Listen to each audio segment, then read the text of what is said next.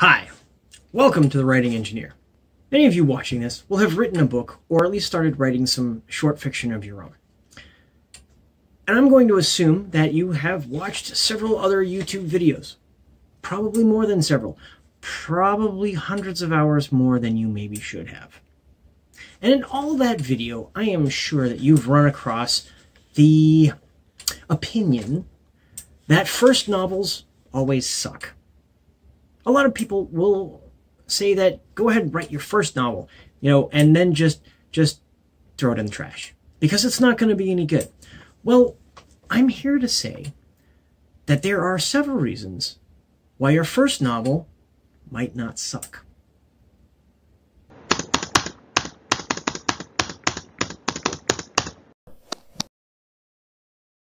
So the first reason that your novel might not suck.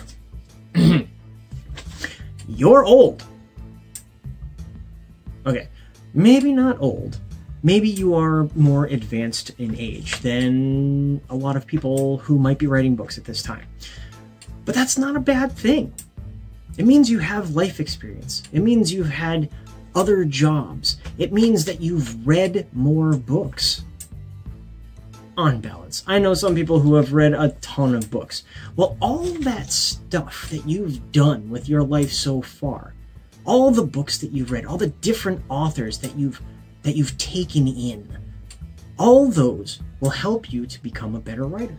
Because you might not have been to school for being a writer. You might not know creative writing theory or the difference between past tense and pluperfect tense, or all these other things that are involved in grammar. But by reading all those books, by paying attention to all those stories, and yes, all those television shows, you've come to subconsciously learn what a good story entails. You know where things belong. You know how to put them together. You just have to get some confidence to put it down on the page with the idea that you've come up with. Number 2, you like to read a lot. Well, you like to consume media. Reading definitely helps because a book is different than a movie or a play or a short story. That's why all these things exist, because they're not the same. A book involves a lot more effort on your part as an author, and having read more books, you'll understand the amount of effort that goes into these things once you try and sit down and write a book. But having read all those books, you can see all the way all those different authors put things together. Maybe some of them outline, maybe some of them don't. Those are things that you can look up. Unless you happen to know offhand if you're going to outline or you're not going to outline. But you can pay attention to some of the more best-selling authors. Stephen King is a good one. J.K. Rowling, although some people don't like her work so much, they find it a little overwordy and using a lot of adjectives, which, to be honest, sometimes it does. But man, can she plant stuff in a story that is useful later on. There's an unbelievable amount of things that she just mentions in passing that have critical value later in the story. And that's certainly something worth paying attention to. And my personal favorite, Terry Pratchett. Now there was a man who could weave a story together. The guy was a genius. And by having read all of these geniuses, by putting all of these things together, not only can you come up with a good story yourself, but you can put together your own writing style. Number 3, you have a passion for something else besides writing. For me, I'm an engineer. I used to think up of things that I could invent. I got tired of getting up from bed to walk across my bedroom to turn off the lights, so guess what I did? I took a piece of string, filed a notch in my light switch, tied the string around the light switch, strung it up over the ceiling, across the room, and down to my bed, so all I had to do to turn it off was just reach up and pull the little string. I also like to take things apart and solve problems. One of my favorite pastimes is going onto YouTube and finding, let's call them conspiracy theories. My favorite ones are the ones about moon landings. and I like to go through and disprove them, why those particular theories could not have been true.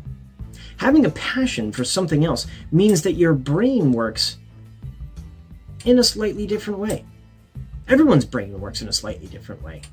But I've come to think of it as the writing brain versus whatever other brain that you have. Your problem-solving brain, your engineering brain, your, I don't know, conspiracy theory brain. And when you have those two working together, you can come up with some pretty cool ideas. Number 4, writing is not your day job. It's not what you were trained to do. It's not something that was ever a consideration. You came to it later in life.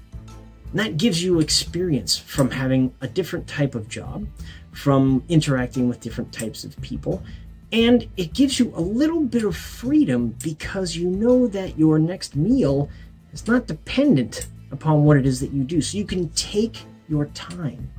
It's not something that you have to like, I need to make this now. I got to get this published because my last book only made like $1,500 and I got to pay the rent. No, you have that paycheck coming in, so you can take a little bit more time. You can read through it once, twice, or in my case, you can read through it 17 times before you give it to someone else and say, hey, can you take this and let me know what you think of it? Well, that's all that I have for you today.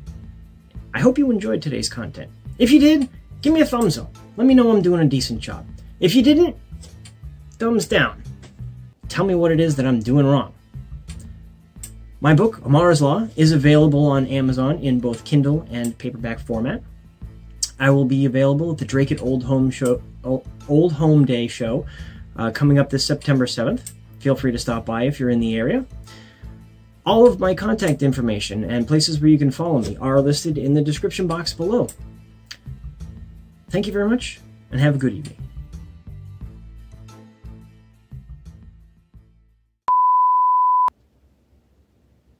Many of us have written. Let's try that again. Here you should insert maybe one more reason to make it 5.